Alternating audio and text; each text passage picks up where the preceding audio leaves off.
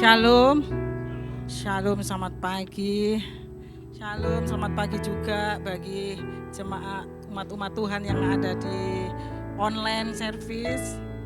Saya percaya saat ini kita diberi kesempatan oleh Tuhan untuk menyenangkan hati Tuhan lewat pujian pengagungan kita kepada Tuhan.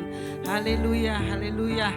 Mari kita bawa pujian kita kepada Tuhan, mempersembahkan tubuh jiwa roh kita, penyembahan kita kepada Tuhan, Allah yang luar biasa di dalam kehidupan setiap kita. Amin, puji Tuhan.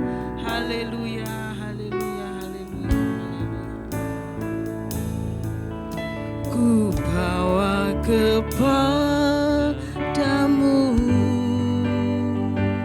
oh Tuhan, persembahanku ini.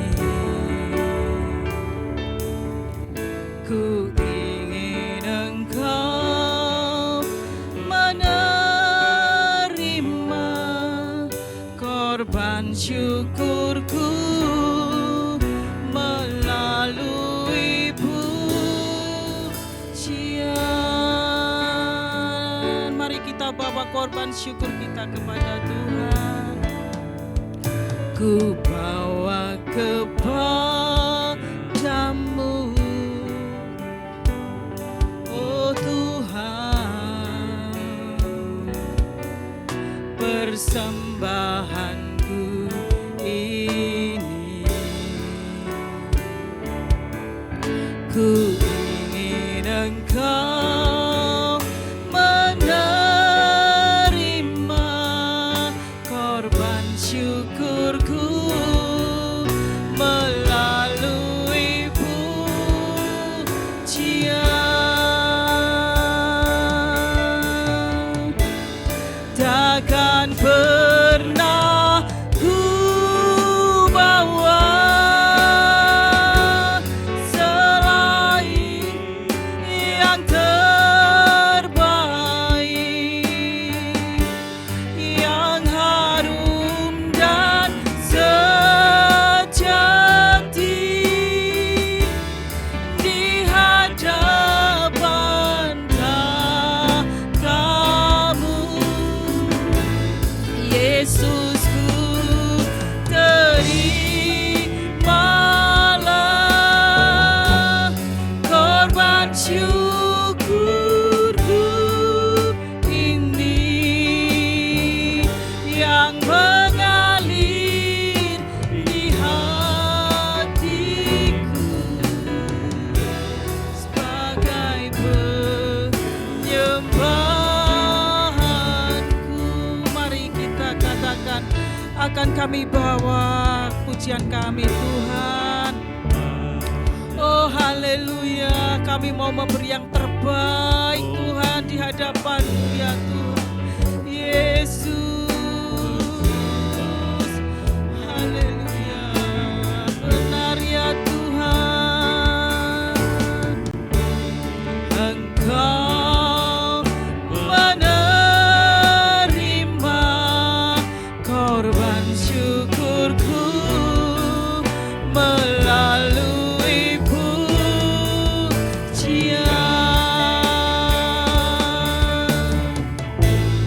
Takkan pernah ku bawa selain yang terbaik, yang harum dan sejati di hadapan tahta-Mu. Yesusku, terimalah korban syukurku ini yang mengalir di hatiku sebagai penyembahanku. Saya undang Bapak Ibu Saudara bangkit berdiri. Oh haleluya.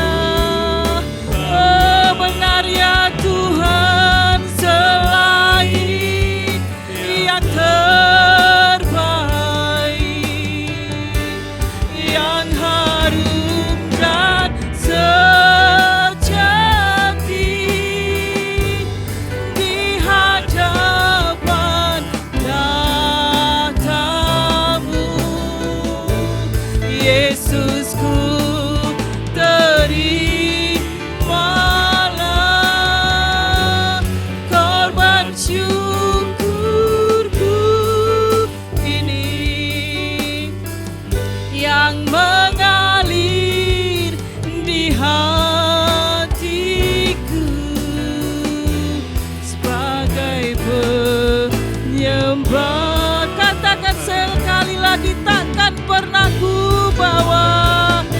Oh haleluya, ini ungkapan isi hati kami ya Tuhan. Yesus yang harum dan sejati di hadapan kamu. Yesusku, terimalah korban syukurku ini yang mengalir di hatiku sebagai penyembahanku yang mengalir. Oh haleluya, haleluya, sebagai penyembahanku selain yang terbaik. Oh kami berikan hanya kepadamu ya Tuhan. Yesus, haleluya Tuhan. Kami mau memberikan suara kami, pujian kami yang terbaik, yang kudus, yang berkenan kepadamu ya Tuhan. Haleluya, haleluya. Yesus, terimalah korban syukurku ini ya Tuhan. Yesus, haleluya, haleluya. Engkau Allah yang layak untuk terima sembah kami, layak untuk terima pujian kami, pengagungan kami kepadamu ya Tuhan. Yesus, Yesus, Engkau Allah yang layak dimuliakan, ditinggikan di bumi maupun di surga. Yesus, haleluya, haleluya Tuhan. Yesus, takkan pernah ku bawa selain yang terbaik, yang harum dan sejati di hadapan tatamu. Yesusku, terimalah korban syukurku ini yang mengalir di hatiku sebagai penyembahanku, takkan pernah ku bawa. Oh Yesus, Yesus, haleluya, haleluya. Glory, glory, glory, haleluya Tuhan. Kami mau memberikan yang terbaik kepadamu Yesus, haleluya. Glory, kuduskan, sucikan, ampuni setiap kami Tuhan, agar kami layak untuk menyembahmu, memujimu Yesus. Terimalah, terimalah Tuhan korban syukurku yang mengalir di hatiku, yang mengalir. Oh glory, oh Yesus, yang mengalir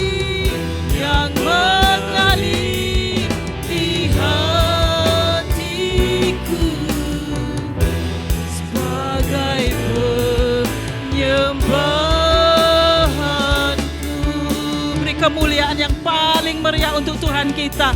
Haleluya, haleluya. Saya undang dengan kasih Kristus Bu Gembala untuk membuka ibadah.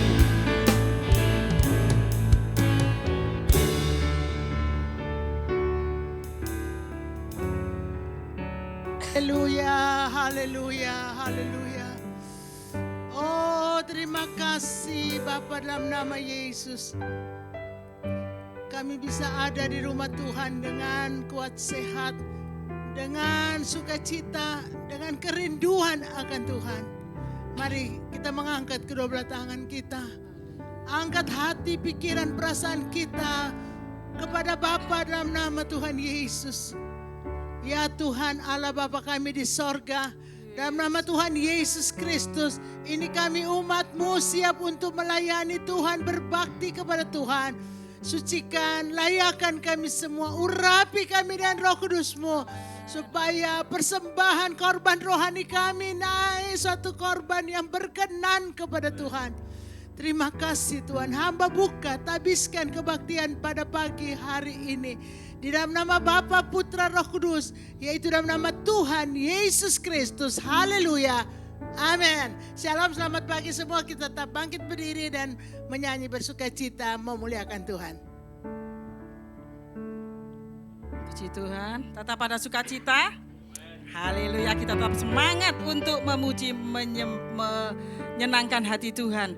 Kita akan membesarkan Tuhan kita, karena Dia Allah yang layak dipuji dan ditinggikan.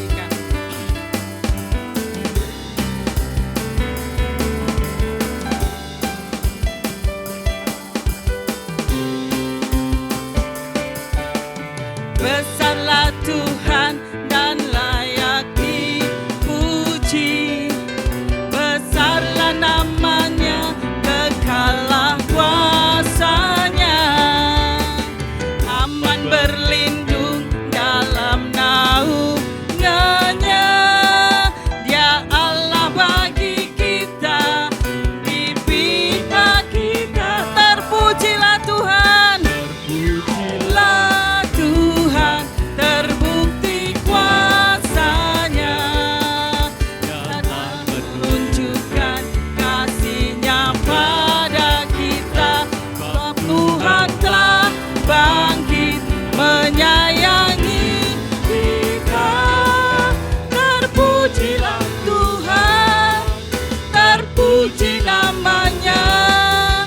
Yesus Allah perkasa.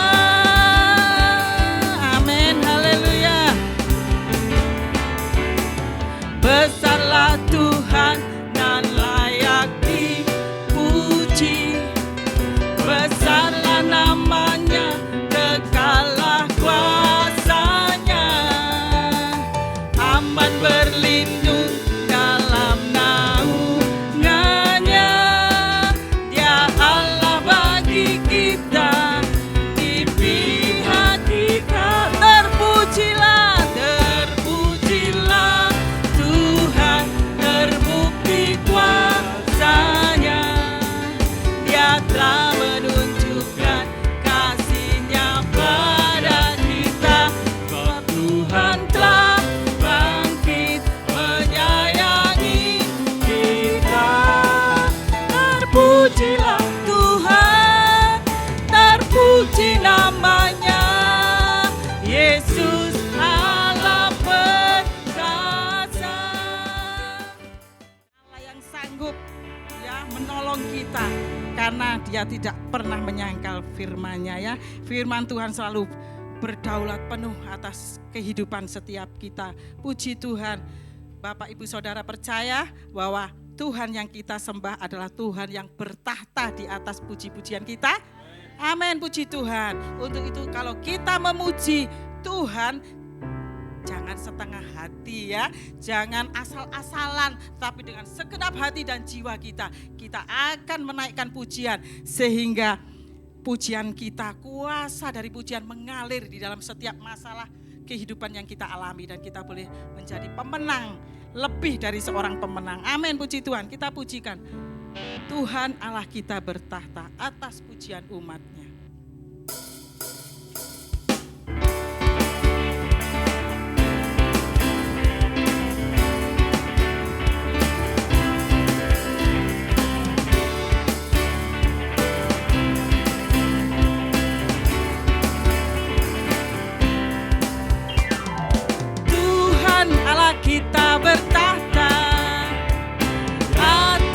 pujian umatnya. Tuhan Allah kita bertahta atas pujian umatnya. Bila Allah hadir di tengah kita, kuasanya mengalir dengan dahsyatnya. Ada kuasa dalam pujian, bernyanyilah segenap hati dan jiwa, sebab ada kuasa dalam pujian yang sanggup membungkam kekuatan lawan. Tuhan Allah kita bertahta, Tuhan Allah kita bertahta atas pujian umatnya. Amin, haleluya. Tuhan Allah kita bertahta atas pujian umatnya. Bila Allah hadir di tengah kita, kuasanya mengalir dengan dahsyatnya. Ada kuasa dalam pujian, bernyanyilah segenap hati dan jiwa, sebab ada kuasa dalam pujian yang sanggup membungkam kekuatan lawan. Ada kuasa dalam pujian, bernyanyilah segenap hati dan jiwa, sebab ada kuasa dalam pujian yang sanggup membungkam kekuatan lawan, yang sanggup membungkam kekuatan lawan, yang sanggup membungkam kekuatan lawan. Amin, haleluya. Pujian kita sanggup membungkam kekuatan lawan ya. Di dalam setiap masalah yang kita hadapi dapat diselesaikan dengan pujian. Tembok Yeriko roboh dengan puji-pujian, dan kita percaya bahwa apapun masalah yang kita hadapi itu boleh ditolong ya, diselesaikan lewat pujian pengagungan kita kepada Tuhan. Puji Tuhan. Kita akan memuji Tuhan.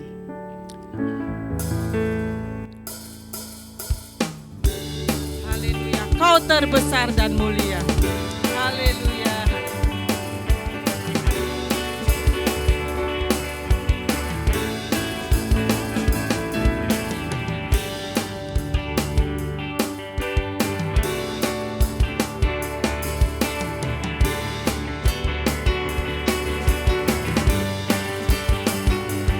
Segenap hati aku memuji, segenap jiwa aku bernyanyi, karena Roh-Mu ada dalamku, Tuhan. Ku angkat tanganku memuji, ku angkat suara dan bernyanyi, karena Roh-Mu ada dalamku, Tuhan. Mari menari memuji, ungkapkan sukacita di hati. Kau terbesar dan mulia, ajaib semua perbuatanmu. Kau terbesar dan mulia, biarlah semua memujimu. Amin, haleluya.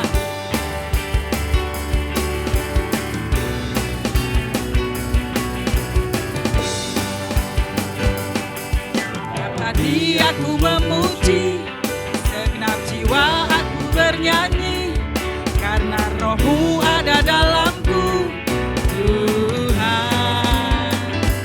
Ku angkat tanganku memuji, ku angkat suara dan bernyanyi, karena Roh-Mu ada dalamku, Tuhan. Mari menari memuji, ungkapkan sukacita di hati. Kau terbesar dan mulia, ajaib semua perbuatanmu. Kau terbesar dan mulia. Biarlah semua memujimu. Kau terbesar dan mulia. Ajaib semua perbuatanmu. Kau terbesar dan mulia.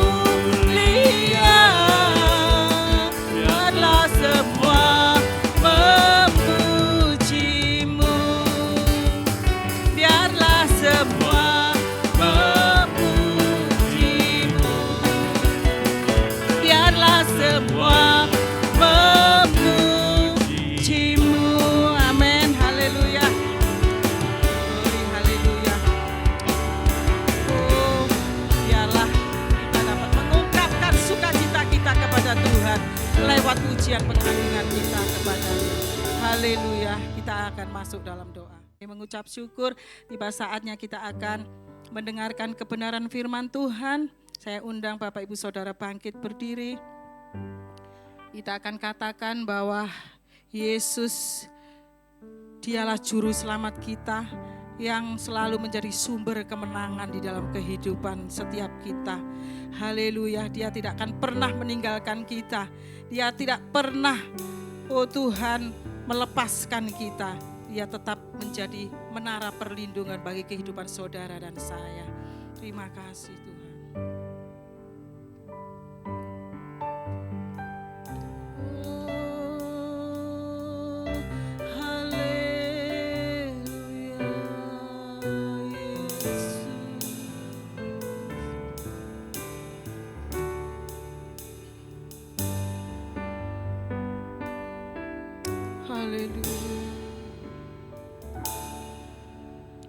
Walau ku harus berjalan dalam lembah kekelaman,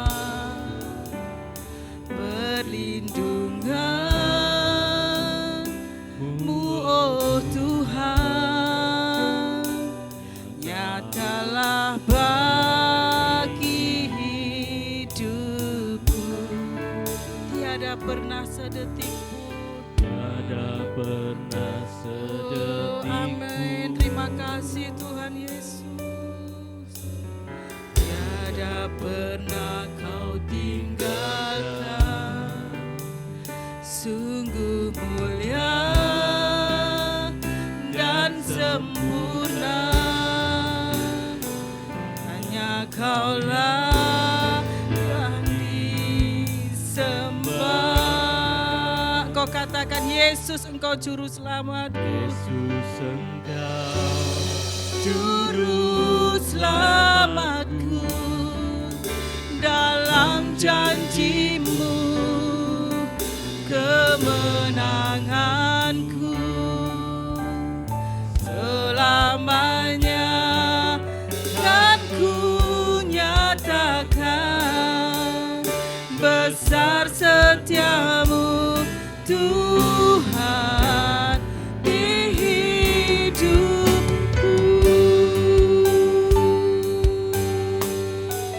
Amin Yesus Tuhan.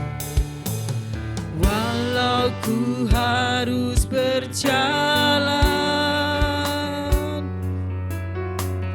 dalam lembah kekelaman, perlindungan-Mu, oh Tuhan, nyatalah bagi hidupku. Tiada pernah sedetik pun, tak pernah Kau tinggalkan Tuhan. Kau tinggalkan. Oh Yesus Tuhan, Mulia glory, dan sempurna. pertolongan-Mu sempurna Tuhan. Kaulah Oh yang yang disembah, Yesus Engkau juru selamatku. Yesus Engkau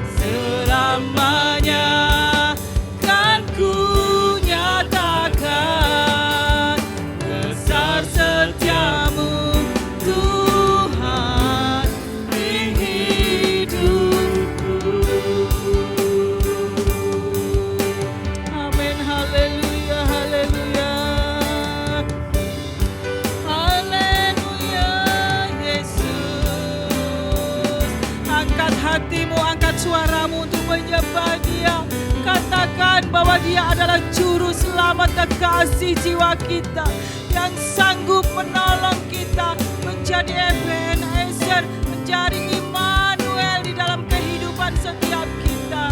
Haleluya. Terima kasih Tuhan atas kebaikan-Mu. Terima kasih atas cinta-Mu Tuhan. Terima kasih atas kasih sayang-Mu, anugerah-Mu, rahmat-Mu yang selalu baru setiap pagi. Kami sungguh bersyukur Tuhan. Kami naikkan syukur. Haleluya.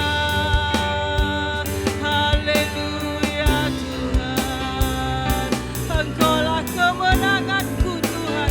Engkaulah sumber sukacitaku ya Bapa. Sumber kekuatanku Tuhan. Haleluya. Haleluya. Haleluya. Yesus. Yesus Tuhan. Sungguh kami memerlukan-Mu. Kami membutuhkan hadir-Mu setiap hari dalam kehidupan kami. Kami tidak bisa berbuat apa-apa tanpa-Mu Tuhan. Haleluya. Yesus. Engkaulah sumber pertolonganku Tuhan. Haleluya. Haleluya. Haleluya. Yesus, Yesus, Engkaulah hidup kami Tuhan. Terima kasih Tuhan, terima kasih atas semua kasih sayang-Mu Tuhan. Terima kasih atas pengampunan-Mu yang selalu turun atas kami. Kau Allah yang maha pengampun Tuhan, Allah yang maha pengasih penyayang, Allah yang panjang sabar berlimpah cinta kasih-Mu. Kami bersyukur Kau menjadi juru selamat kekasih jiwa kami Tuhan. Terima kasih Tuhan atas semua yang Tuhan Yesus kerjakan dan lakukan dalam kehidupan setiap kami umat-umat-Mu yang selalu berseru-seru memanggil nama-Mu Tuhan. Oh, kami percaya Tuhan, pujian pengagungan kami naik di hadirat-Mu merupakan sebuah dupa yang berbau harum dan menyenangkan hati Tuhan. Dan tiba saatnya Tuhan, kami umat-umat-Mu membuka pintu hati kami, pikiran, pendengaran kami untuk sabda-Mu Tuhan.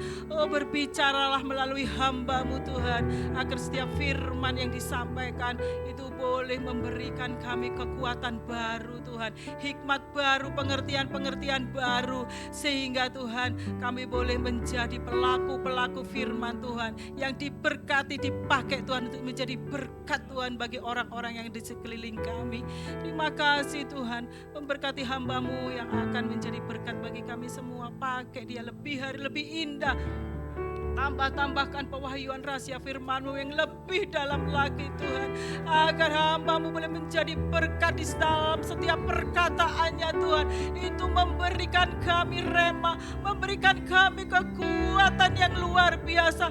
Untuk kami dapat menghadapi apapun juga Tuhan. Kami tetap kuat di dalam Engkau. Oh, roh kami tetap berkobar-kobar, menyala-nyala di dalam Engkau Tuhan.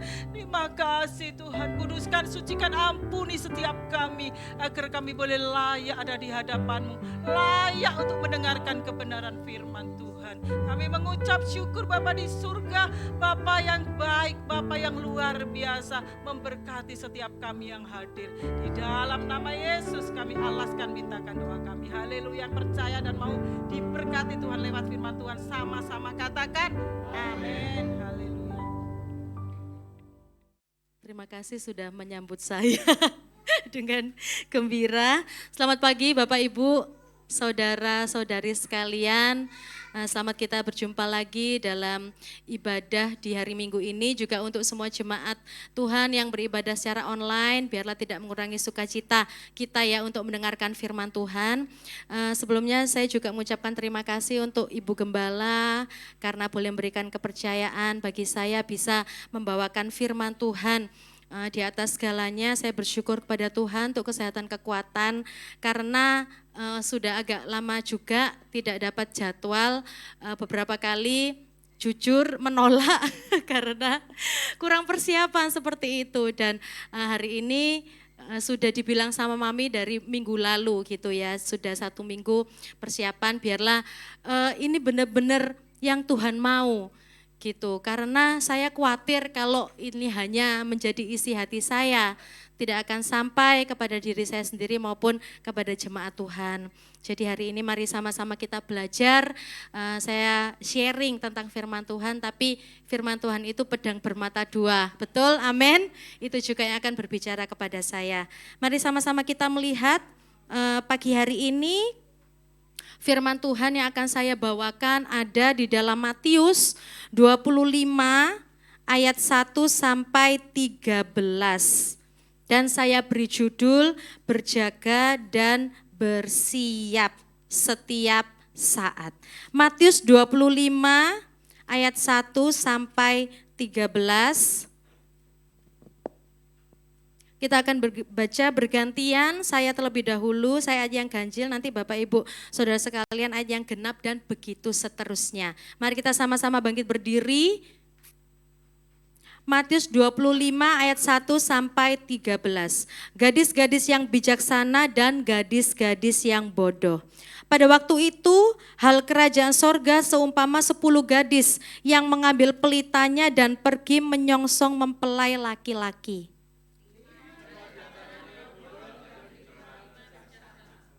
Gadis-gadis yang bodoh itu membawa pelitanya tetapi tidak membawa minyak.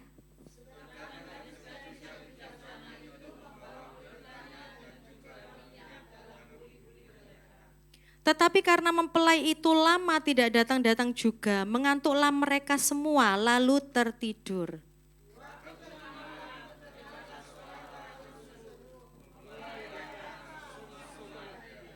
Gadis-gadis itu pun bangun semuanya lalu membereskan pelita mereka.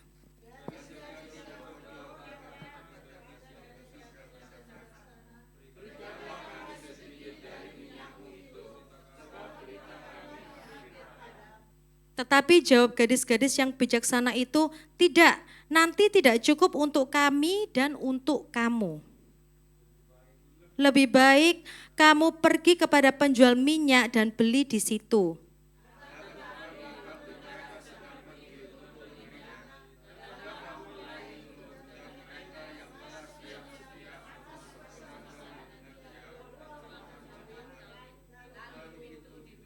Ayat 11, kemudian datang juga gadis-gadis yang lain itu dan berkata, Tuan, Tuan, bukakanlah kami pintu.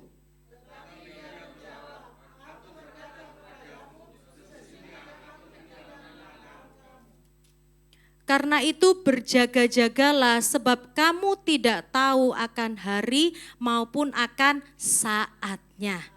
Amin, puji Tuhan. Bapak Ibu boleh duduk kembali.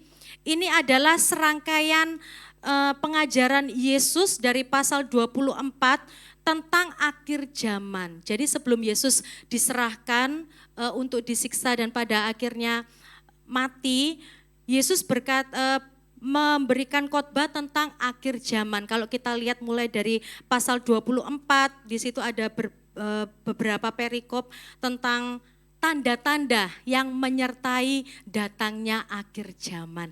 Nah, Bapak Ibu sekalian, kalau kita ada di sini dan kalau kita mau lihat sekitar, ini adalah akhir dari akhir zaman. Mau tidak mau, kita harus mengakui bahwa kondisi kita saat ini memang sudah ada di dalam akhir zaman itu. Nah, sebelum saya lanjut tentang hal ini, saya mau cerita sedikit tentang latar belakang dari budaya pada waktu itu. Supaya kita bisa mengerti ini ngapain kok ada gadis-gadis, mereka bawa pelita, mereka menunggu.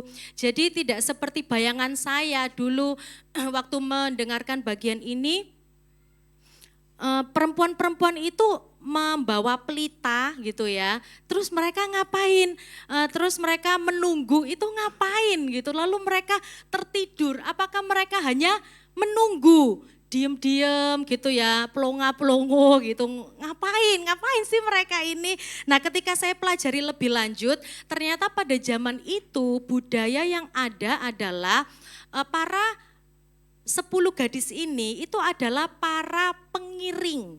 mempelai perempuan. Jadi kalau bahasa kerennya sekarang bridesmaid gitu ya. Jadi mereka adalah cewek-cewek yang teman dekatnya pengantin perempuan ini. Lalu mereka akan bersama dengan pengantin perempuan dan mereka membantu persiapan. Gitu. Jadi mereka membantu mempersiapkan baju, memakaikan baju, perhiasan, sepatu, dan lain seperti itu. Jadi 10 gadis ini tidak diam-diam saja, tapi mereka beraktivitas sesuai dengan tugas mereka, yaitu sebagai pengiring. Nah, lalu biasanya sebelum mempelai pria ini datang, mereka melakukan tugas seperti selayaknya sampai nggak tahu memang kapan ini mempelai prianya akan datang, ini mereka memang tidak tahu. Kalau zaman sekarang kan sudah tahu ya, sudah jelas ya, pernikahan ini misal nanti Joshua dengan Josui. Enggak ya, Joshua gitu dengan siapa? Ibadah pemberkatan jam segini, jam 10 di GPD Permata Mahkota. Amin, Bu Sri? Amin ya. Oke. Nah, lalu jelas ini diberkati oleh Pendeta Dr. Gigi Hilda Morasa.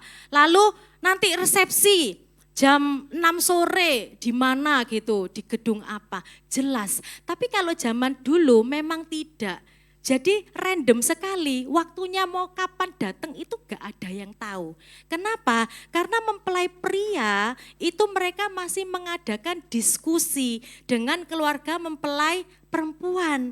Diskusinya itu tentang mahar, tentang apa dan berapa yang aku akan berikan untuk calon istriku ini. Nah itu diskusinya panjang, secara budaya seperti itu.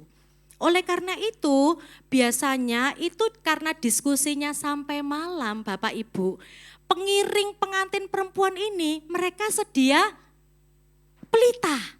Ya, mereka sedia lampu minyak itu supaya waktu nanti mempelai pria datang, mereka akan mempersiapkan jalan. Ya, kita kembali lagi ya. Jadi itulah kenapa kok disebutkan di sini hal kerajaan surga seumpama 10 gadis yang mengambil pelitanya dan pergi menyongsong mempelai laki-laki. Jadi Yesus membawa cerita kisah budaya di waktu itu menjadi sebuah perumpamaan. Ya, supaya murid-muridnya ini bisa mengerti, supaya kita juga di waktu ini bisa mengerti. Jadi mereka bukan cuma diam-diam, mereka tidak ujuk-ujuk, mereka cuma membawa pelita, tidak. Memang mereka sedang menunggu, karena mempelai pria itu tidak akan tahu kapan datangnya. Dan kecenderungannya seringnya memang malam hari. Jadi diskusi tentang mahar ini akan berlangsung sampai malam hari, baru mempelai pria itu akan datang menjemput mempelai perempuan untuk sama-sama masuk ke pesta pernikahan. Ya, sampai sini paham ya? Latar belakang budayanya seperti itu. Nah, lalu boleh next slide selanjutnya. Nah, ini ya, kira-kiranya seperti ini, cantik-cantik gitu ya. 10 gadis yang membantu persiapan pengantin perempuan. Ketika mereka menunggu, semuanya itu membawa pelita. Nah, kalau saya pelajari lebih lanjut, itu memang pelitanya bukan yang kecil gitu ya, tapi lebih kepada obor. Karena itu mereka nyalakan dari sore sampai nanti malam, sampai enggak tahu jam berapa. Oleh karena itu harus sedia yang namanya minyak. Karena sekitar 15 menitan, setiap 15 menit itu api akan padam. Oleh karena itu mereka seharusnya memang membawa yang namanya minyak, ya, supaya api itu tetap menyala. Oke, next selanjutnya. Nah, kita mau lihat di sini ya, arti dari perumpamaan ini, pengantin pria itu adalah Yesus sendiri, Kristus yang akan datang kali yang kedua. Pengantin perempuan ini adalah gereja Tuhan, ya. Orang-orang yang percaya kepada Tuhan, yang memang harus siap sedia juga, harus berdandan yang cantik ya, pakai pakaian yang bagus, pakai parfum biar harum. Itu bicara bukan fisik, tapi lebih ke spiritual kita sebagai gereja Tuhan. Tapi ada juga 10 gadis ini, pengiring, pengantin perempuan ini siapa? Yaitu orang-orang yang mempersiapkan gereja Tuhan. Yaitu kita semua yang terlibat di dalam pelayanan untuk melayani jemaat Tuhan. Entah di dalam gereja maupun di luar gereja. Coba kita lihat diri kita masing-masing di sini. Adakah yang tidak melayani Tuhan? Adakah di sini yang tidak melayani Tuhan? Tidak ada. Dari ibu gembala, dari pelayan mimbar, worship leader, singers, para pemain musik, pelayan perjamuan suci, ada pelayan doa setiap hari Rabu, ada pelayan meja yang masak, yang memberikan dana, donatur, pelayan sekolah minggu, bahkan para orang tua, itu kita melayani anak-anak kita untuk mengenal Kristus. Jadi tidak ada yang namanya skip pelayanan, ya. Dan kita sebagai pengantin perempuan, kita juga sebagai 10 gadis ini. Kita mau belajar di sini tentang kesiapan kita untuk menyambut pengantin pria, yaitu Tuhan Yesus. Ya, itu yang digambarkan di dalam Alkitab. Pertanyaannya adalah sejauh mana kesiapan kita? Karena Alkitab sudah jelas mengatakan, karena itu, coba next slide. Karena itu berjaga-jagalah sebab kamu tidak tahu akan hari maupun akan saatnya. Ini yang kita highlight hari ini, ya. Berjaga-jaga sebab kamu tidak akan tahu akan hari maupun akan saatnya. Kalau oma saya bilang, "Weh, cerita iku teko aku cilik." Ya, Yesus akan datang itu loh, udah dari kecil, dari emak saya itu remaja, ya tahun 60 Tuhan gak datang, 70, 80, 90, 2000 Tuhan gak datang-datang, katanya tahun 2000 ya, manusia memprediksi 2000, terus meleset 2012, sampai ada filmnya, film kiamat kayak gitu ya. Nanti ini akan rilis film lagi katanya, tapi dengan orang-orang yang sudah ready ke Mars. Ya, mereka sudah merencanakan pesawat luar angkasa yang bisa membawa orang-orang terhindar dari malapetaka kiamat yang dahsyat dan mereka bermigrasi ke Mars. Itu tidak ada di Alkitab ya. Jadi ya kita perlu berhikmat, kita perlu pinter mana yang perlu kita percaya, tentu saja yang firman Tuhan. Tetapi di waktu-waktu ini, kenapa kita mesti lebih berjaga-jaga lagi? Yang pertama kita lihat, nah ini Bapak Ibu, kita sudah melihat tanda ya. Coba kita mundur di pasal yang ke-24 dari Matius ini. Ini adalah tentang permulaan penderitaan. Di situ sudah dikatakan tentang tanda-tanda dari akhir zaman. Ya, dari dulu memang sudah ada. Tetapi apakah kita menyadari bahwa semakin tahun itu semakin meningkat kondisi dunia yang tidak menentu. Ini semakin meningkat Bapak Ibu. Kalau di Matius 24 ayat 3 sampai 14 ini satu perikop tentang permulaan penderitaan. Di situ Yesus menyebutkan bahwa akan ada penyesat dan Mesias palsu. Wah, di Indonesia ini sendiri sudah banyak banget, betul ya. Saya sudah tahu itu dari zaman SD. Sudah banyak banget diceritain sama mama papa saya karena mama papa juga gembala jadi update ya. Lalu dibilang harus setia sampai kedatangan Tuhan. Bahkan sampai ngaku-ngaku kalau dirinya itu Tuhan itu banyak loh. Saya juga sampai heran, kok bisa ya? Kok bisa mengaku dirinya Tuhan, ngakunya dapat wangsit gitu. Tapi setelah dilihat dari kehidupan pribadinya ya ternyata poligami, punya istri banyak. Lah kok iso menyebut dirinya Tuhan itu loh. Lebih aneh lagi, pengikutnya itu juga banyak, heran toh ya. Saya tuh juga sampai heran. Ada satu film dokumenter, ini dari Korea Selatan, ternyata ya Korea Selatan itu adalah negara di mana kekristennya itu berkembang pesat. Mereka sangat mengasihi Tuhan Yesus dan mereka sampai belani lah istilahnya seperti itu untuk bersekutu, pergi beribadah. Tetapi gerakan untuk penyesat-penyesat palsu ini juga ternyata banyak. Tahun lalu atau 2 tahun lalu ya, saya lupa, ada satu film dokumenter menyaksikan tentang 5 orang penyesat gitu. Judulnya adalah In the Name of God.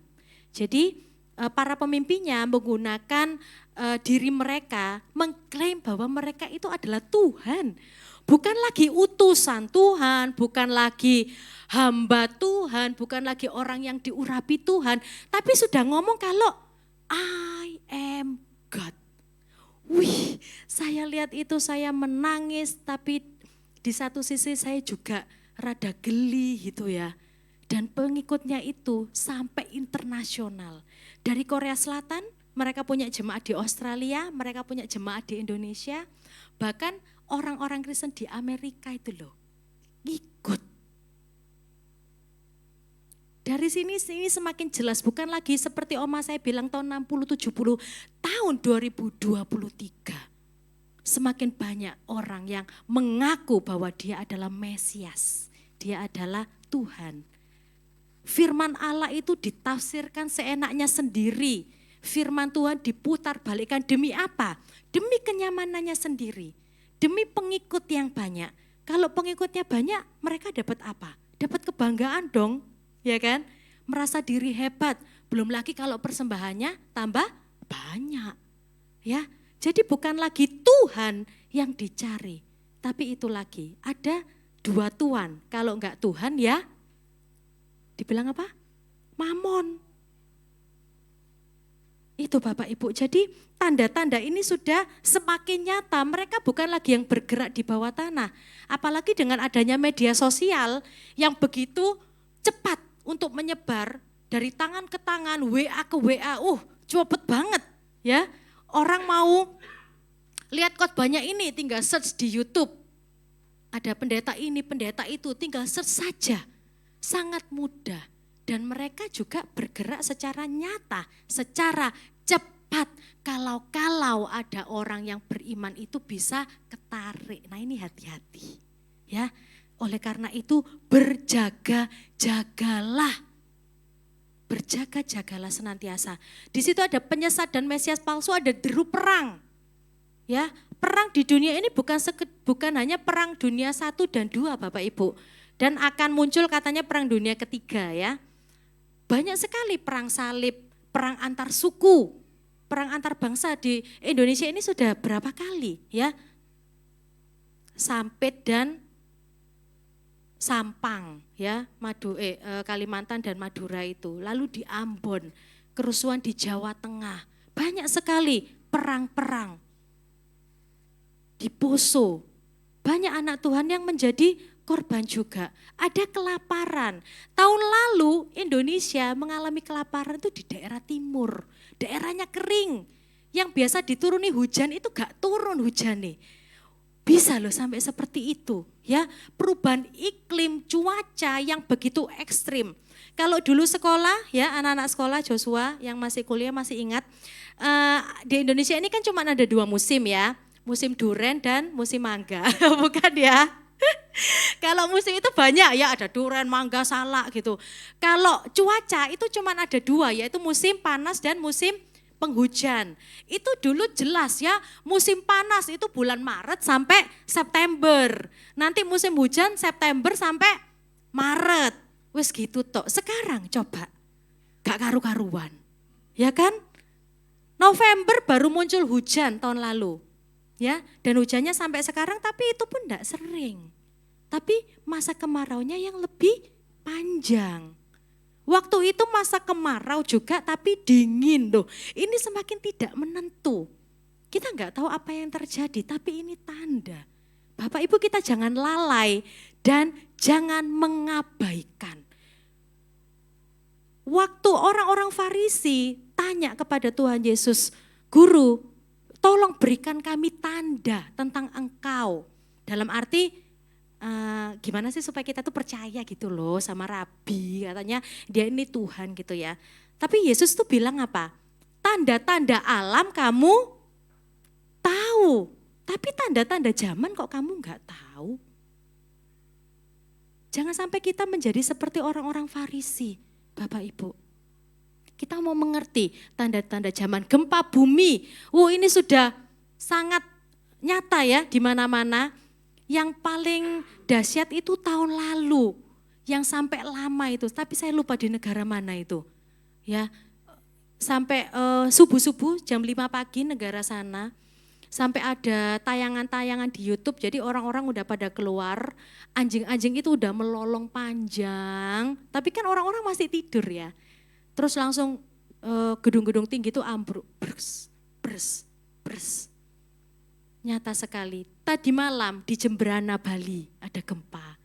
Jadi waktu saya mau mempersiapkan ini lebih lagi, memperdalam, mempertajam, saya buka data, loh ada gempa ternyata gitu ya. Munculnya di medianya Banyuwangi, jadi kerasa sampai Banyuwangi. Terus saya lihat komen-komennya ternyata ada di Jemberana pusatnya. Gempa-gempa bumi di mana-mana. Dan di antara manusia kasih itu menjadi dingin. Bapak Ibu kalau kita mau lihat data tentang kriminalitas, itu meningkat setiap tahunnya, enggak ada yang namanya penurunan kriminalitas. Orang-orang itu sudah enggak punya hati nurani, ya, menyedihkan sekali. Dan yang paling membuat saya kaget itu sekitar minggu lalu atau 2 minggu lalu itu ada anak usia 13 tahun, ya, dia menghabisi nyawa satu keluarga. Betul ya Pak Wintona sempat baca ya. Karena apa? Dia kan mau pacaran nih sama cewek dari keluarga ini, enggak dibolehi sama papa yang cewek ini enggak boleh gitu. Entah dikata-katain, entah dibilang apa, akhirnya yang anak remaja 13 tahun ini sakit hati. Seperti itu, akhirnya satu waktu dia menghilangkan nyawa enggak cuman sakit hati ke bapaknya, seluruh keluarga. Itu anak 13 tahun loh, lihat dari mana, pemikiran dari mana. Kasih sudah menjadi dingin, pikiran sudah ditawan oleh kuasa si jahat. Oke, next. Nah, Bapak Ibu sekalian, kita mau lihat tanda akhir zaman di dalam 2 Timotius 3. Surat Paulus kepada Timotius, ya, anak didiknya ini. Keadaan manusia pada akhir zaman. Bagaimana Paulus ini bisa tahu? Kalau bukan Roh Kudus yang memberikan hikmat, itu di zaman itu, ya. Keadaan manusia pada akhir zaman. Ketahuilah bahwa pada hari-hari terakhir akan datang masa yang sukar. Manusia akan mencintai dirinya sendiri dan menjadi hamba uang. Mereka akan membual, menyombongkan diri, mereka menjadi pemfitnah, mereka berontak terhadap orang tua, tidak tahu berterima kasih, tidak mempedulikan agama, tidak tahu mengasihi, tidak mau berdamai, suka menjelekkan orang, tidak dapat mengekang diri, garang, tidak suka yang baik, suka mengkhianat, tidak berpikir panjang, berlagak tahu lebih menuruti hawa nafsu daripada menuruti Allah. Ayat 5, secara lahiriah mereka menjalankan ibadah mereka, tetapi pada hakikatnya mereka memungkiri kekuatannya. Jauhilah mereka itu. Ini adalah ciri-ciri manusia akhir zaman. Tentunya manusia yang tidak di dalam Tuhan. Saya rangkum di dalam 3 poin ini ya. Yang pertama adalah krisis etika dan moral, kalau boleh saya tambahkan, krisis etika dan moral. Ada satu kisah nih Bapak Ibu, seorang murid itu ada perlu sama gurunya. Nah zaman sekarang kan enggak kayak zaman dulu ya, guru sekarang itu bisa WA-WAan sama gurunya, bisa ngobrol lebih deket kayak gitu. Lalu murid ini ada perlu sama gurunya, di WA lah si guru. Tetapi ngomongnya itu awalnya bukan selamat siang Pak, selamat sore Bu. Tapi tahu gimana anak-anak muda? Nge-WA gurunya yang lebih tua, yang jauh lebih tua, itu dengan P. Ya, kalau dulu di zaman BlackBerry, itu kalau chat kita enggak dibales kan ada ping-ping gitu ya. ping-ping itu geter biasanya, deret-deret supaya membuat sadar nih yang punya HP, yang punya BlackBerry, oh ya ada yang ngechat aku, tak cek dulu gitu. Zaman sekarang anak-anak muda, tolong ya, jangan melakukan itu ya. Ini krisis di mana-mana. Tapi kita belajar, tetap hormat. Mau dunia bikin apa? Ayo anak-anak muda tetap kembali sama firman Allah. Ya, hormati orang tua, kasihilah sesamamu seperti kamu mengasihi dirimu sendiri. Jangan cuma berhenti pada mengasihi diri sendiri tok. Nanti akan jadi apa itu tadi? Mencintai diri sendiri dan menjadi hamba uang. Lalu membual dan menyombongkan diri. Jangan berhenti sampai mencintai diri sendiri. Tapi kasihilah sesama. Ya, waduh saya tahu itu, wih kok bencekno ya rasanya ya. Astaga ini anak-anak ini apa maksudnya gitu. Lalu sama gurunya ini dibiarin. Sungguhan Bapak Ibu, P-nya itu makin banyak. P. Jadi setiap 2 menit itu kayaknya di P sama anak murid ini. Astaga ya. Ngomonglah, ngetiklah. Kalau memang perlu ya lebih baik apa? Telepon ya. Yaitu lebih sopan untuk kita-kita yang lebih muda kepada yang lebih tua. Teleponlah. Oke. Krisis etika dan moral ini banyak sekali. Kasus-kasus bullying ya. Itu marak sekali di sekolah. Dan ada kasus itu gurunya juga ikut terlibat. Lah ini gimana?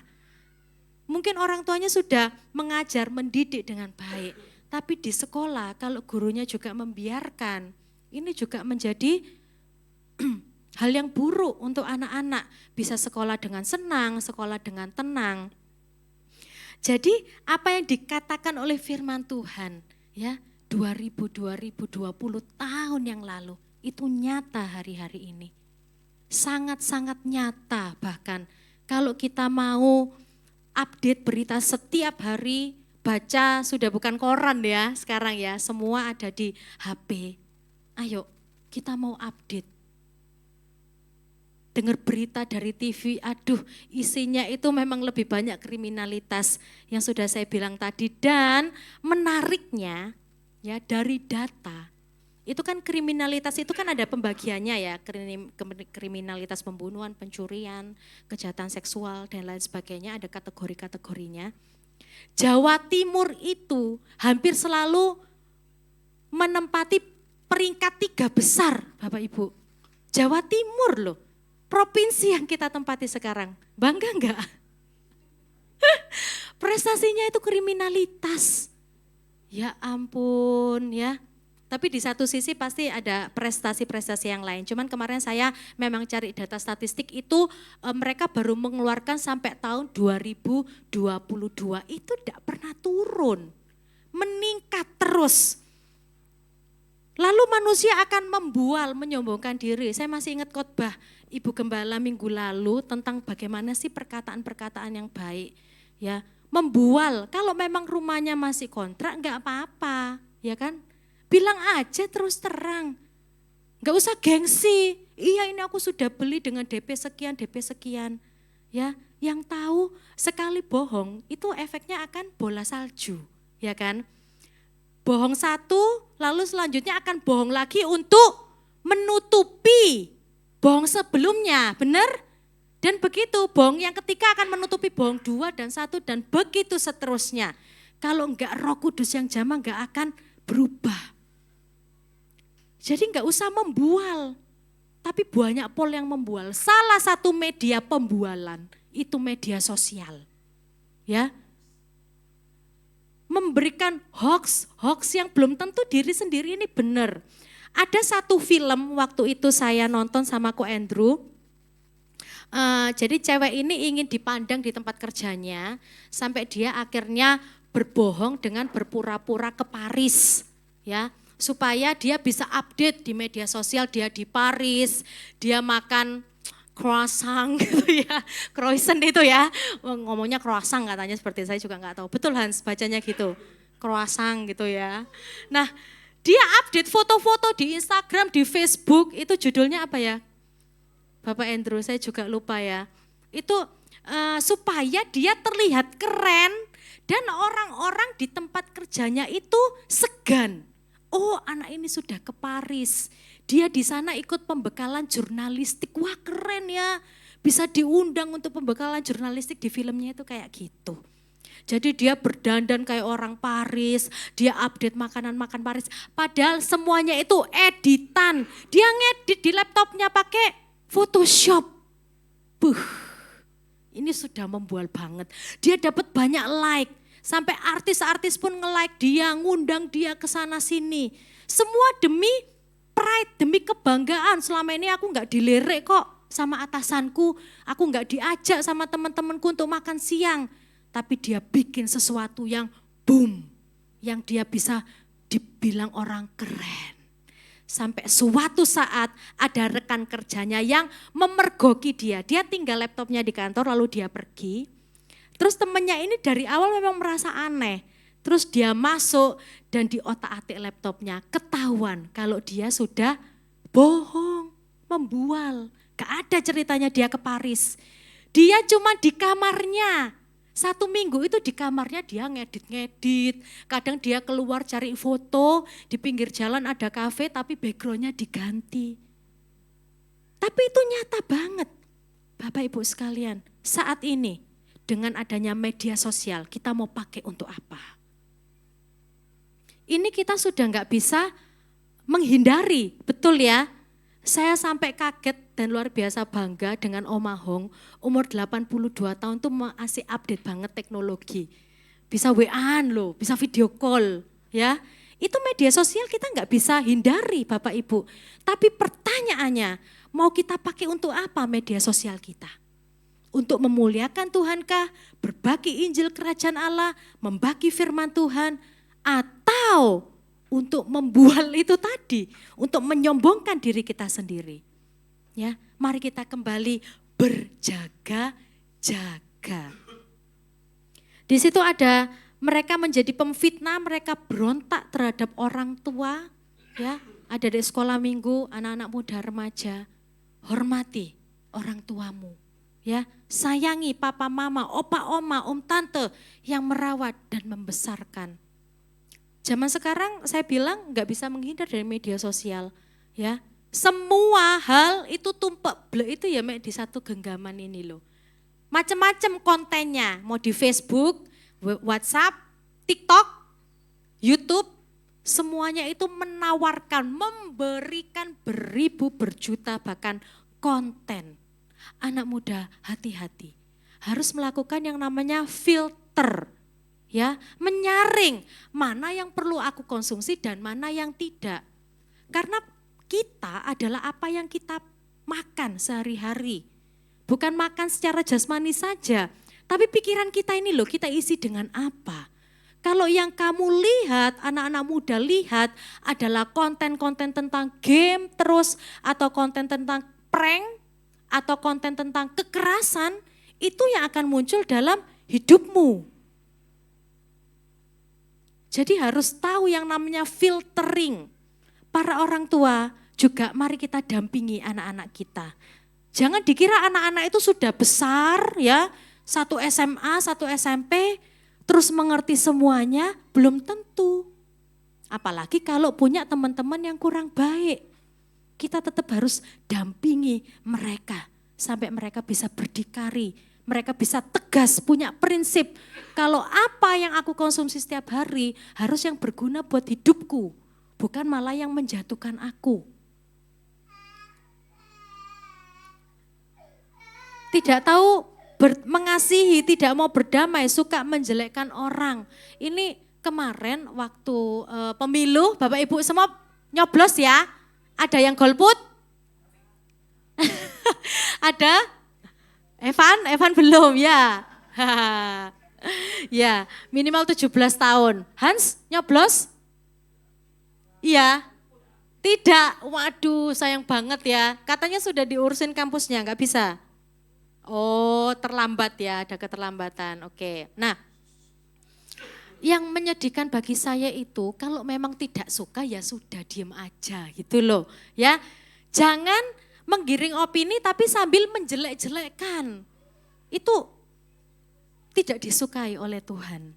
Bahkan kondisi akhir zaman, suka menjelekkan orang, suka.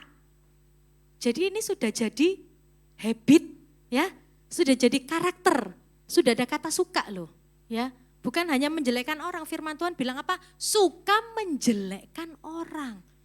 Dan yang saya lebih sedih lagi, saya tahu dan saya kenal beberapa teman yang memang anak Tuhan, ikut-ikutan menjelek-jelekkan orang, ya.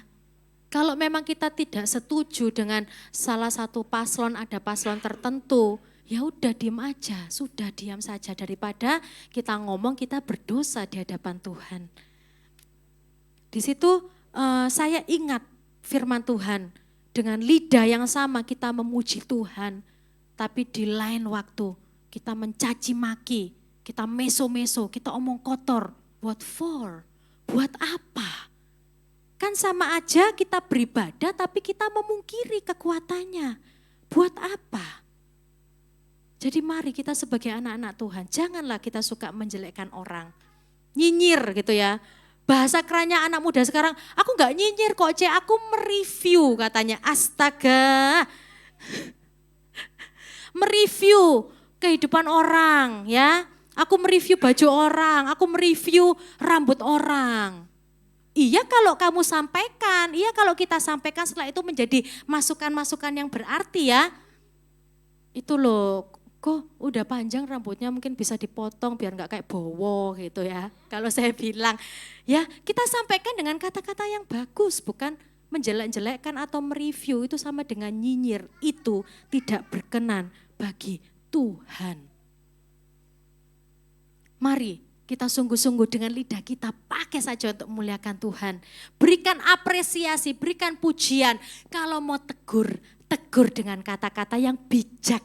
Ya, supaya hati orang gak sakit, supaya hidup kita gak jadi batu sandungan. Itu tadi krisis etika dan moral. Ada kehidupan yang egois.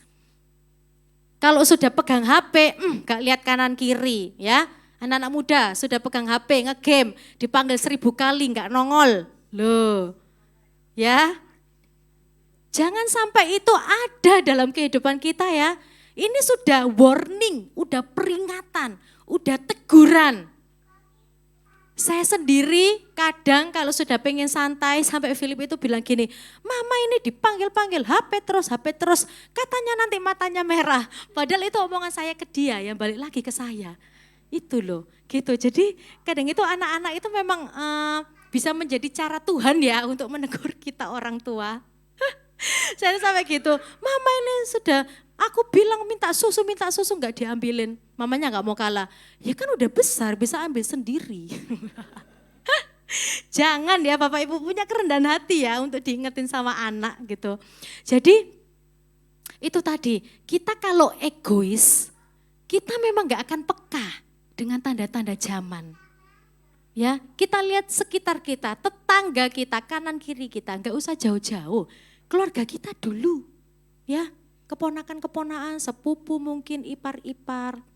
Adakah yang sudah berusaha dalam hidupnya tapi masih saja nggak bisa? Ayo kita bantu, ya, supaya kita nggak menjadi orang yang egois, yang menang sendiri, yang nyaman sendiri. Dunia hari-hari ini menawarkan berbagai macam kemudahan. Coba dulu belum ada zamannya online, Gojek, Grab, ya kemana-mana ya wes jalan kaki yang nggak punya kendaraan, ya kan. Sekarang semua serba nyaman, McD aja nggak perlu turun, tinggal drive-thru sudah dapat, ya. Kita bayar sudah pakai kris, ya, tinggal scan selesai, nggak perlu ngitung-ngitung cash 1, 2, 3, 4, 1000, 2000, tinggal macreng sudah selesai. Itu dunia menawarkan kemudahan, kenyamanan. Bahkan untuk cicilan-cicilan rumah ya, wah iklan-iklannya sudah merajalela. Ini itu murah apa segala macam, tidak perlu DP, akan dibantu ini, lain segala macam. Akhirnya manusia terdorong. Lawang iklan setiap hari muncul gitu ya. Shopee Pay Later, gak apa-apa belanja nanti bayarnya, belanja sekarang bayarnya nanti. Gak apa-apa bisa dicicil. Ini. Kalau kita nggak kuat iman, kita akan terseret arus dunia. Padahal firman Allah bilang apa? Makanan sehari cukuplah untuk sehari dalam doa Bapa kami ya. Kesusahan sehari cukuplah untuk sehari, besok ada kesusahannya lagi. Lalu apakah kita akan hidup susah terus? Bukan, maksudnya bukan seperti itu. Tapi kalau memang belum ada untuk yang besok, ya udah. Nggak usah belani ngutang demi fashionable, gak usah. Ya, nggak usah belani pinjam sana sini untuk update di media sosial, aku makan di kafe Bonlala misalnya gitu. Buat apa Bapak Ibu? Ya, kita hidup itu karena berkat Tuhan. Kalau dunia menawarkan prinsip-prinsip seperti itu tadi, ini, nah alarmnya sudah bunyi. Ini akan ada yang namanya keluar, mobil listrik udah keluar ya, sepeda listrik, mobil listrik kayak gitu. Udah semakin nyaman. Nanti bentar lagi ada yang namanya mobil otomatis, nggak usah pakai driver. Ya, ada salah satu drakor gitu di drama Korea, ini sudah ngiklan mobilnya. Jadi pengendara mobilnya turun, mobilnya bisa parkir dewe. Yang sampai sekarang saya nggak bisa, udah belajar ratusan kali, mau parkir mundur di tempat yang sempit itu, mobilnya bisa. Saya sampai kaget, wih keren juga ya. Wah. Itu pasti sebentar lagi ini akan saling mengejar ini, aku mau mobil seperti ini. Astaga. Kalau mau ngikuti dunia itu enggak akan ada habisnya. Ya, oleh karena itu kita perlu berjaga-jaga, kita perlu peka. Tidak semua prinsip dunia ini kita akan ikuti. Kalau orang sudah tergiur ya dengan kenyamanan itu tadi, mereka akan berjuang. Ya, kita manusia cenderung akan bekerja keras untuk mendapatkan apa yang kita ingini. Akhirnya kita terus bekerja, mencari uang, bahkan udah punya uang pun kayak berasa kurang, sampai hari Minggu pun kita pakai untuk bekerja yang harusnya datang ke dalam rumah Tuhan. Hati-hati Bapak Ibu, secara tidak sadar kita akan mulai digiring dengan prinsip dunia ini. Hati-hati. Oleh karena itu firman Allah bilang berjaga-jagalah karena kamu tidak tahu akan hari maupun akan saatnya. Tidak dapat mengekang diri, garang, tidak suka yang baik, suka mengkhianat, tidak berpikir panjang, berlagak tahu, sok tahu ya. Lebih menuruti hawa nafsu daripada menuruti Allah. Secara lahiriah mereka menjalankan ibadah tetapi pada hakikatnya mereka memungkiri kekuatannya. Itu adalah orang-orang yang tidak dapat menguasai diri. Sedangkan kita tahu bahwa 1 dari 9 buah roh adalah penguasaan diri. Ini sudah bertolak belakang. Oke, next slide. Nah itu tadi ya, tanda-tanda akhir zaman. Ayo kita mau peka. Ya, kita tetap punya kewajiban, kita tetap punya kesibukan seperti 10 gadis pengiring tadi. Mereka tetap melakukan tugas mereka, tapi 5 dari mereka tidak membawa minyak. Ini yang sayang. Nah, selanjutnya yang kedua, masih kedua ya. Ini kenapa sih kita kok perlu berjaga-jaga? Karena di dalam kita berjaga-jaga itu akan ditentukan kualitas kesiapan kita. Kita mundur lagi yuk di dalam Matius 24. Matius 24 ayat 38 dan 39. Matius 24 ayat 38 dan 39. Ya. Sebab sebagaimana mereka pada zaman sebelum air bah itu makan dan minum, ini zaman Nuh, kawin dan mengawinkan sampai kepada hari Nuh masuk ke dalam bahtera dan mereka tidak tahu akan sesuatu sebelum air bah itu datang dan melenyapkan mereka semua. Demikian pula lah halnya kelak pada kedatangan Anak Manusia. Manusia-manusia waktu di zaman Nuh itu enggak tahu dan dikatakan firman Tuhan mengatakan mereka terus-menerus berbuat jahat. Dan dikatakan cuma ada siapa yang berkenan di hadapan Tuhan waktu itu? Hanya Nuh. Makanya cuma Nuh dan keluarganya yang diselamatkan oleh Allah dari air bah itu. Nah, kita mau lihat di sini, apakah 10 gadis itu tadi mereka siap Mereka siap enggak? Mereka siap loh. Bukan yang satunya enggak siap, bukan.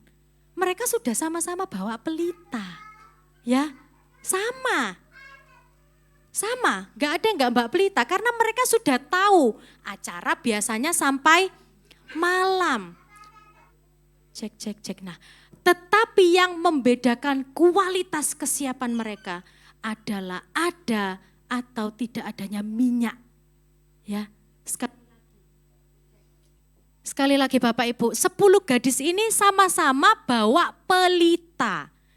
Jadi mereka ada dalam satu kondisi yang sama. Dan mereka mengerjakan tugas itu bareng, yaitu mempersiapkan pengantin perempuan. Sama, mereka sedang sama-sama bekerja, mereka sama-sama punya pelita.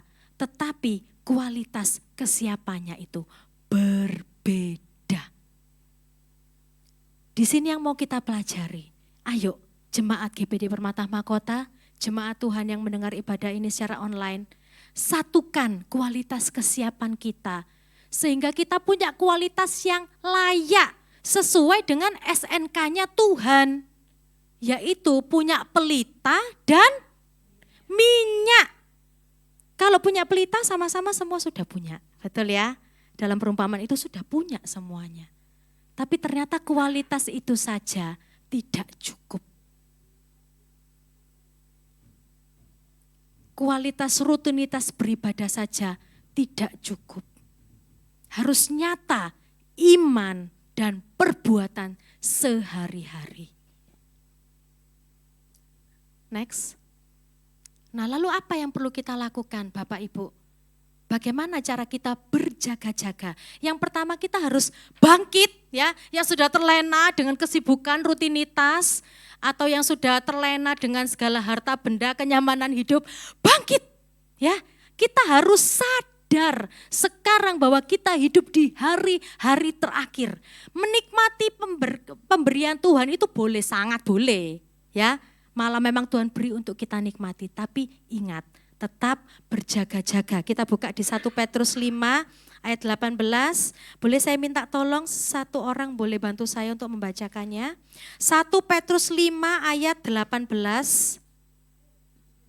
9, sorry, maaf. Iya, saya salah ya. Enggak ada, Alkitabnya masih sama kok Tante. Ya, 1 Petrus 5 ayat 8. Maaf ya, ayat 8 bukan 18. 1 Petrus 5 ayat 8. Boleh satu orang bantu saya untuk membacakan? Ya, silakan. Nah, itulah kenapa kita harus selalu berjaga-jaga. Caranya ya sadar, jangan lengah. Ya, karena apa? Iblis itu sama seperti singa yang mengaum-aum, dilihat. Mana ini yang lengah ya? Lah, iblis sendiri itu loh berjaga-jaga Bapak Ibu. Ya kan? Dia gini-gini tuh kan yang jaga itu. Ya, mana yang lengah, mana yang cari celah kecil, mana yang menyediakan celah kecil, celah besar, iblis saja berjaga-jaga loh.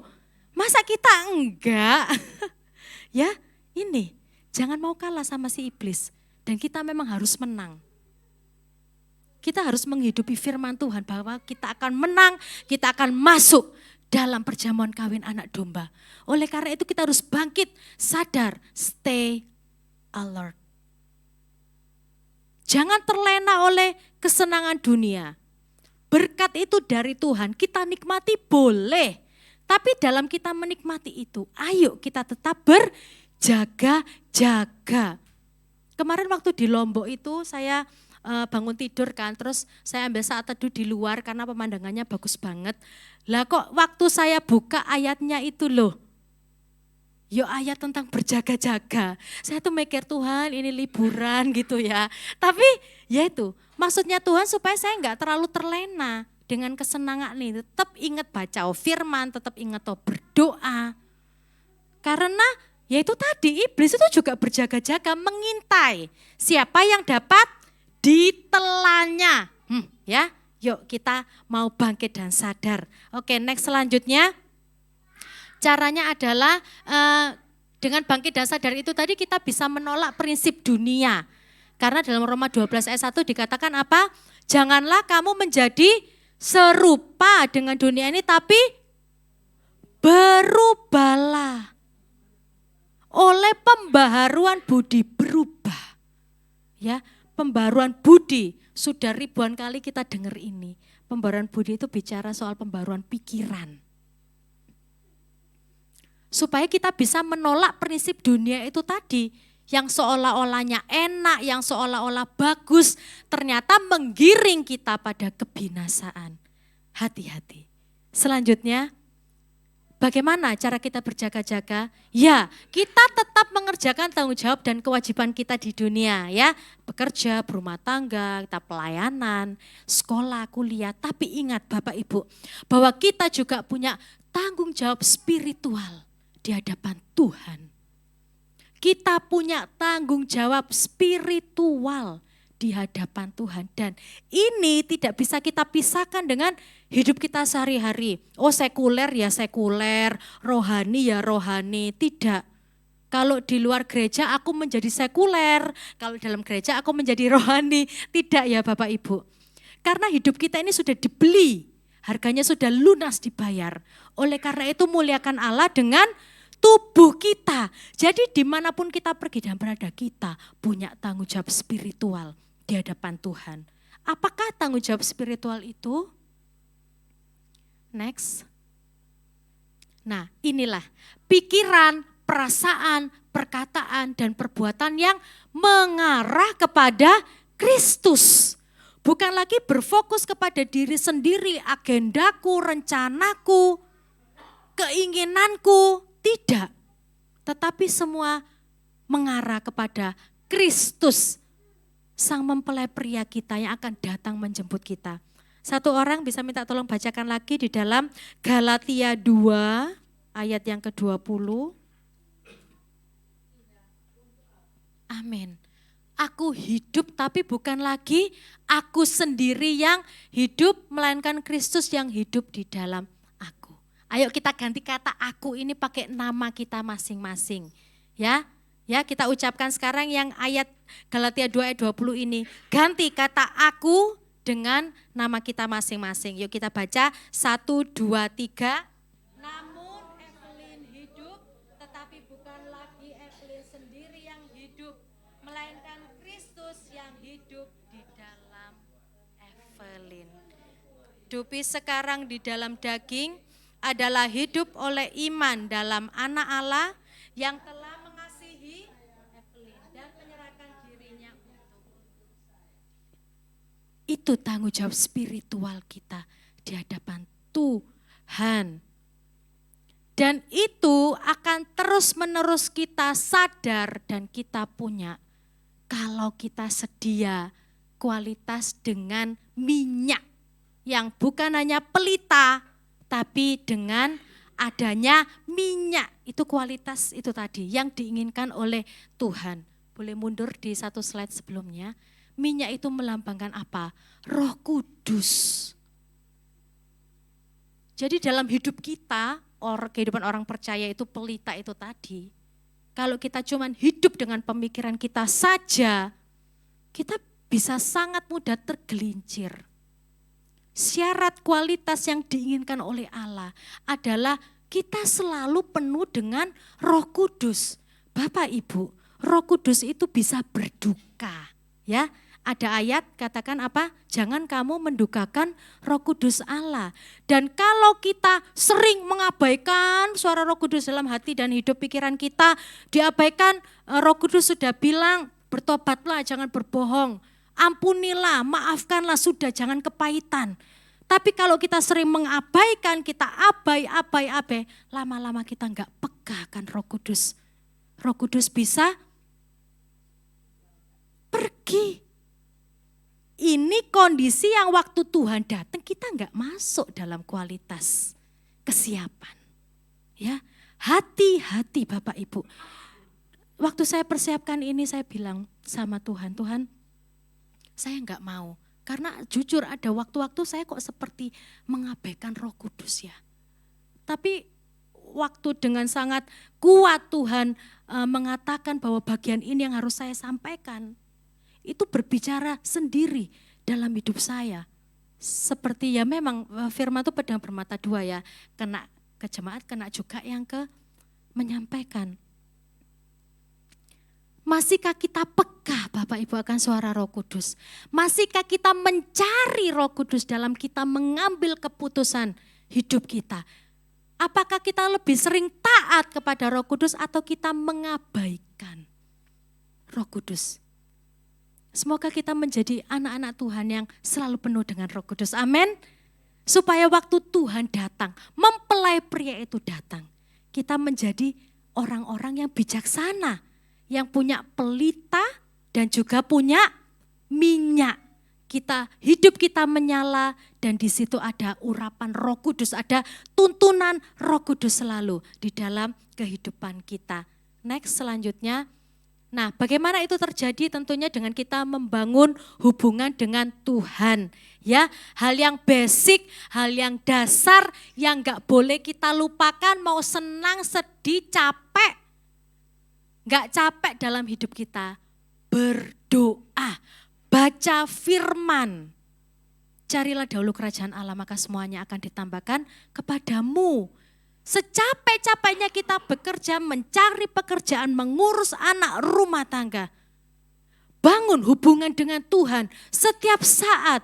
Berdoa, ambil waktu, masuk kamar, kunci pintu. Di situ Tuhan berbicara, memberitahukan kepada kita perkara-perkara besar. Bahkan yang belum pernah kita tahu. Dan di situ Roh Kudus akan terus bekerja, membuat kita peka, membuat roh kita menyala-nyala untuk hidup, melayani Tuhan dan sesama, memberitakan Injil di waktu-waktu akhir zaman ini. Ya, sekali lagi apapun kondisi kita, mau sedang happy banget atau kita sedang berduka, cari Tuhan. Ya, cari Tuhan, bangun hubungan lewat doa dan kebenaran firman Allah. Yang keempat, yang terakhir adalah dengan kita menjaga kekudusan. Ibrani 12 ayat 14, karena tanpa kekudusan tidak ada seorang pun yang dapat melihat Allah. Tidak ada seorang pun yang dapat bertemu dengan Tuhan. Ya, next terakhir, slide terakhir. Mari Bapak Ibu kita siap sedia, berjaga-jaga dan kita siap dengan kualitas kesiapan yang diinginkan oleh Allah. Seperti 5 gadis bijaksana, mereka siap dengan pelita dan minyak. Kita juga siap dengan hidup yang menyala-nyala dan dikuasai oleh Roh Kudus. Kapanpun Tuhan datang, biar Ia mendapati kita siap untuk masuk dalam perjamuan kawin anak domba Allah. Puji nama Tuhan, firman Tuhan sampai sini. Mari kita mengambil saat teduh sejenak, kita mau berdiam sejenak ya di hadapan Tuhan. Biar firman Tuhan ini mau kita renungkan, kita mengingat, terlebih kita mau melakukannya dalam hidup kita. Bapak Ibu, kita tahu bahwa zaman ini semakin berat, harga-harga sembako tidak pernah turun, BBM juga semakin naik. Ini memang sudah akhir zaman. Ini adalah kondisi secupak gandum sedinar, sudah mulai sulit. Mau presiden siapapun itu harga-harga akan tetap naik. Karena mengikuti inflasi di dunia. Tetapi percayalah, penyertaan Tuhan nyata buat orang-orang percaya. Bertahan sampai akhir, siap sedia sampai kita diangkat. Menyongsong mempelai pria. Amin Bapak Ibu. Haleluya, kita pujikan lagu yang tadi dinaikkan sebelum firman Tuhan. Mari kita akan mengangkat kedua belah tangan kita. Pandang Yesus, cari Yesus, tinggikan. Yang terutama Yesus dalam hidup kita, Dia sumber keselamatan, Dia sumber pembaptis Roh Kudus, Dia sumber segala kebutuhan kita. Dan Dia sedia memberkati kita. Karena Dia mencintai kita dan sedang berdoa untuk kita yang ditebus oleh darah yang mahal, yang mulia, yang agung. Sekarang kekasih-kekasihku, terimalah setiap berkat, rahmat, anugerah kasih sayang dari Bapa Surgawi, dalam kemurahan, cinta kasih, keselamatan dari Tuhan kita Yesus Kristus. Dan terimalah urapan Roh Kudus, roh kekuatan, roh hikmat, roh damai sejahtera, sukacita, roh penolong, roh yang mengurapi kita semua dengan urapan baru hari lepas hari untuk berkarya bagi kemuliaan Tuhan. Terima semua berkat Tuhan dalam nama Tuhan Yesus Kristus, dan hiduplah jadi berkat, jadi garam dan terang dunia untuk kemuliaan Tuhan. Pulanglah dan bawa semua damai sejahtera Tuhan. Pulanglah dengan sukacita dan jadilah berkat, jadilah terang, jadilah orang yang bermanfaat, berguna bagi sesama, terlebih bagi keluarga. Terima semua yang baik di dalam nama Tuhan Yesus Kristus. Kami ucapkan syukur untuk berkat Tuhan dan akhiri kebaktian pada hari Minggu yang indah ini. Haleluya, haleluya, amin. Shalom, selamat hari Minggu, Tuhan berkati saudara. Tolong saudara duduk kembali. Tuhan kita, karena Dia Allah yang layak dipuji dan ditinggikan.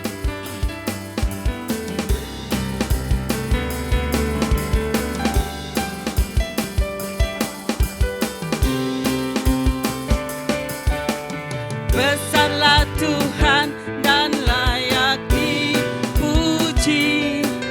Besarlah namanya, kekalah kuasanya. Aman berlindung dalam naungannya. Dia Allah bagi kita, di pihak kita. Terpujilah Tuhan, terpujilah Tuhan, terbukti kuasanya. Dan menunjukkan kasih-Nya pada kita. Sebab Tuhan telah bangkit menyayangi kita. Terpujilah Tuhan, terpuji namanya, Yesus Allah perkasa. Amin, haleluya. Besarlah Tuhan dan layak dipuji. Besarlah namanya, kekalah kuasanya. Aman berlindung